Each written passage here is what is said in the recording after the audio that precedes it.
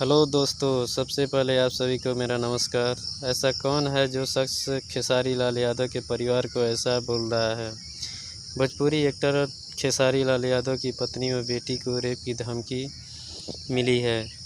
खेसारी लाल यादव ने सीएम से न्याय की मांग कर रहे हैं।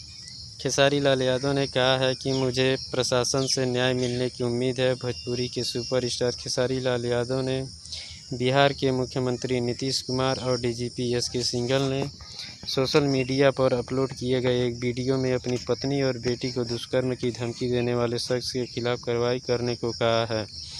खेसारी लाल यादव ने सीएम नीतीश कुमार और डीजीपी एसके सिंघल से उस व्यक्ति के खिलाफ तत्काल कार्रवाई करने का आग्रह किया है।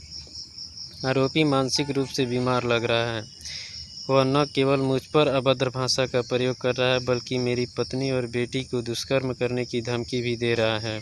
खेसारी लाल यादव ने कहा, मुझे प्रशासन से न्याय मिलने की उम्मीद है और उस जहरीले व्यक्ति के खिलाफ कड़ी कार्रवाई की जाएगी।